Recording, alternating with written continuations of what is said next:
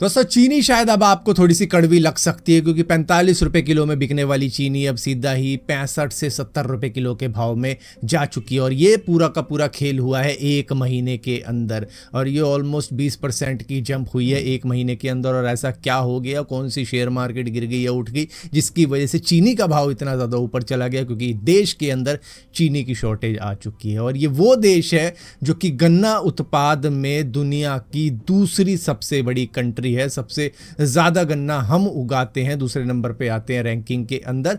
और वहां पर अब हमको बाहर से इंपोर्ट करवाना पड़ रहा है चीनी, जो कि हम करीबन 10 लाख मेट्रिक टन इंपोर्ट करवा रहे हैं। ड्यूटी फ्री है रहने वाली है ताकि चीनी के रेट को किसी तरीके से संभाला जा सके जिस तरीके से ये शूटअप हो चुकी है। यहाँ पर इथेनॉल के ऊपर ब्लेम डाला जा रहा है और हो क्यों ना, क्योंकि यहाँ पर नितिन गडकरी जी ने यूएस की पॉलिसी को सीधा ही छाप दिया है, कॉपी पेस्ट मार दिया। इंडियन डिपार्टमेंट को स्टैंडर्ड्स तैयार करने के लिए बोलो तो कम से कम 3-4 साल लेते हैं। मैं थक गया, इथेनॉल के स्टैंडर्ड्स तैयार करने थे।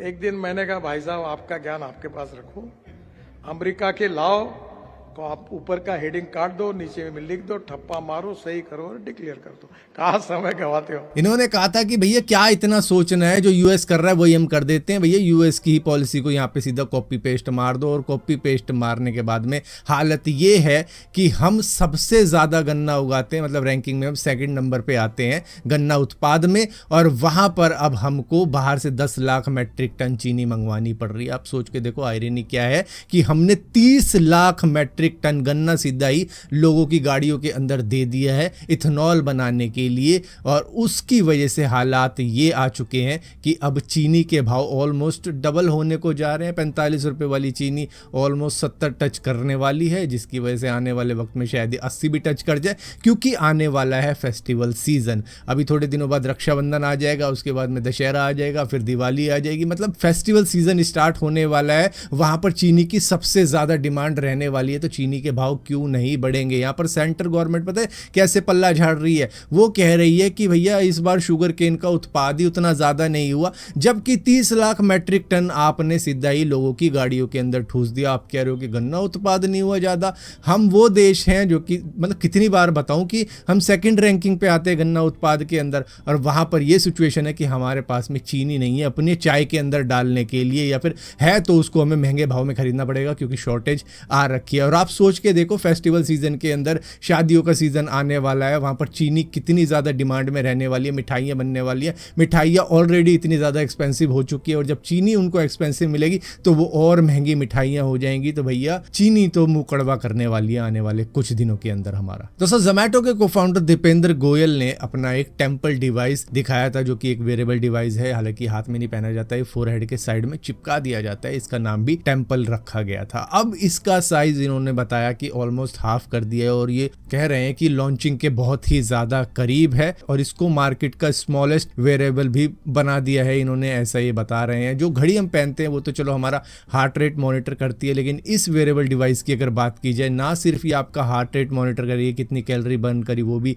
स्लीप पैटर्न भी आपका नोटिस करेगी। और मेन फोकस इसका यही रहेगा कि आपका ब्रेन को कितना ज्यादा थकावट हुई है, कितना ज्यादा उसने रेस्ट लिया है और कितना फोकस्ड हो आप। और खासतौर पे एथलीट्स जो होते हैं ये उनके काम का होगा, क्योंकि पीवी सिंधु ने भी इसको बैडमिंटन टूर्नामेंट के अंदर पहना था और आपके ब्रेन ने कितनी रिकवरी करी ये बताएगा। और टाइम के साथ में आपके ब्रेन रिलेटेड पैटर्न को भी ये कंपेयर करके दिखाएगा। तो यहाँ पर ये आपकी जो स्मार्ट वॉच है उससे थोड़ा एक लेवल ऊपर का डिवाइस होने वाला है, क्योंकि ये आपके मेंटल एग्जॉशन को और मेंटल रेस्ट को, या फिर कोई स्ट्रेस नहीं है, मतलब उस चीज तक को मॉनिटर करेगा। दोस्तों शायद आज से कुछ महीनों पहले हमने बात करी थी एयरपोर्ट के ऊपर जो व्हील चेयर का प्रोसेस होता है, उसके अंदर क्या होता है, व्हील चेयर वाले बंदे को थोड़ा हाई प्रायोरिटी मिल जाती है और इंडियन टूरिस्ट इसी का मिसयूज करते हैं और ये पूरी दुनिया में बात फैली हुई है। एक और वीडियो सामने आ रही है, कुछ फुटेज भी सामने आ रही है कि इंडियन पैसेंजर किस तरीके से एयरपोर्ट के ऊपर व्हील चेयर का यूज कर रहे हैं, क्योंकि इसमें क्या है कि उनको लॉन्ग क्यू के अंदर लगना नहीं पड़ता है, स्टाफ भी इसके अंदर उनकी असिस्टेंस करता है कि मतलब मतलब उनकी व्हील चेयर को लेके इधर उधर घुमा देता है, बोर्डिंग प्रोसेस में उनको प्रायोरिटी मिल जाती है। मतलब यहाँ पर उनको लाइन में ही नहीं लगना पड़ता है जो लंबी लाइनें होती हैं। इस वजह से यहाँ पर इंडियन पूरे बदनाम हो रखे हैं इस चीज़ का मिसयूज़ करने के लिए, जगह जगह लूप होल ढूंढने के लिए। यहाँ पर इमिग्रेशन सिक्योरिटी तक का असिस्टेंस उनको मिल जाता है, डिपेंड करता है कौन सा एयरपोर्ट है, लेकिन यहाँ पर बस ये है कि प्रायोरिटी उनको मिल जाती है क्योंकि वो व्हील चेयर के ऊपर बैठे हुए हैं। उसके बाद में व्हील चेयर से उतर के अपना हैंडबैग हाथ में लटका के या कंधे पे लटका के फिर ये चल देते हैं शाहरुख खान की तरह। मतलब किसी को दिक्कत भी नहीं होती ना, वो भी व्हील चेयर का यूज़ कर लेता है सिर्फ लाइन से बचने के लिए। इस तरीके का लूप होल ये लोग निकालते हैं और बाहर अपने देश की बेइज्जती करवाते हैं। और यहाँ पर इस चीज़ को देखते हुए कई सारे लोगों ने ये भी डिमांड करी है कि इसके ऊपर पैसे लगने चाहिए, कि मतलब 5,000 रुपये लगें या $100 लग जाएं, मतलब जो जिस भी एयरपोर्ट के ऊपर हो उस हिसाब से फ़ाइन लग जाए, उस हिसाब से पैसा लगना चाहिए कि भैया व्हील चेयर यूज़ करनी है आप $100 दो या $50 दो। हालांकि ये भी अलग लगेगा कि मतलब आप किसी ऐसे व्यक्ति से जो कि ज़रूरतमंद है, जिसको चाहिए व्हील चेयर,